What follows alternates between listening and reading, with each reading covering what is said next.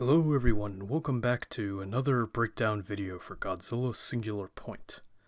This time we'll be covering episode 11, titled Relaunch in English and Hiraji na Gakufu in Japanese, meaning irrational sheet music. So, for once the English version makes more sense than the Japanese. This episode begins with Yun and Haberu going to Misakioku to continue their investigation. There they witness armed guards loading the enormous skeleton to be shipped off-site, as well as a familiar face amongst them, Kai, the self-proclaimed journalist from the Anguirus investigation. The duo are quickly captured since they apparently believed ankle-high grass was enough to cover them. Kai interrogates Yun about his knowledge of the events, and we learn that Kai plans to try to use the bones to control the singular point.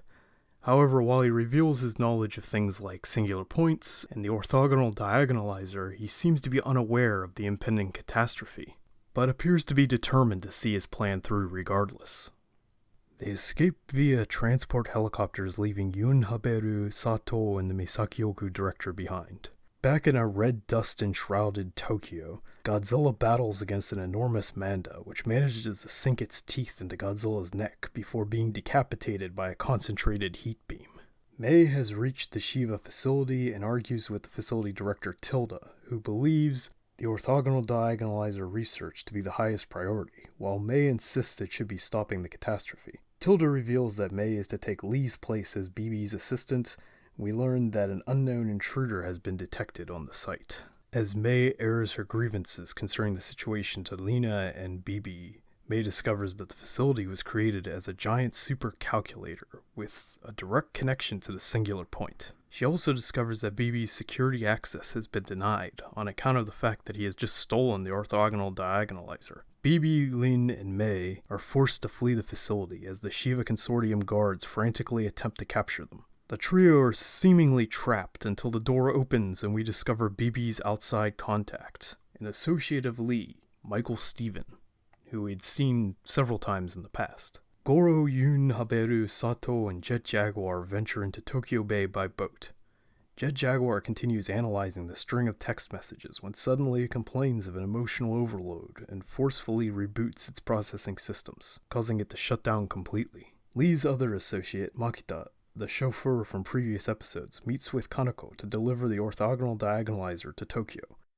All of these plans were apparently laid out by Lee prior to her untimely demise in England. Michael Steven takes BB, Lin, and Mei to an ancient ruin where they meet with Kai. Turns out that the ruins were the location from which Sharanga first emerged and has a strong link to the singular point. From here it is decided that the team will split, with BB finalizing the orthogonal diagonalizer in the future while Mei focuses on stopping the catastrophe. Godzilla slowly advances through the city as the Otaki factory crew approach the shoreline when they are attacked by a startled Radon. Suddenly Jet Jaguar's systems come back online and the robot leaps into action. Get a brief moment of Jet Jaguar riding on the Radon's back before dispatching it with his spear. He then walks onto the shore and shuts down once again.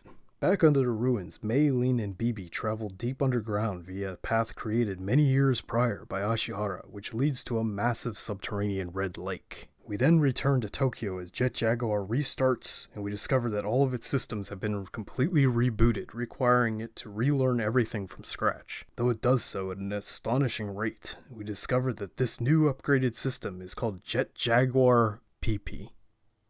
You just can't make this stuff up. So Jet Jaguar's PP determines that it needs to go to a location roughly 100 meters above Tokyo Station and begins creepily reciting the time coordinates from before and singing the lullaby from the beginning of the series. Meanwhile, back in India, BB, Lin, and Mei continue to navigate the underground lake by motorboat as the episode comes to a close. This was another slow-burning, plot-heavy episode which adds a few more layers to an already complicated narrative, but with only 2 episodes remaining, it'll be interesting to see how it all concludes. Let me know what you thought of this episode in the comments section below, and as always, thanks for watching.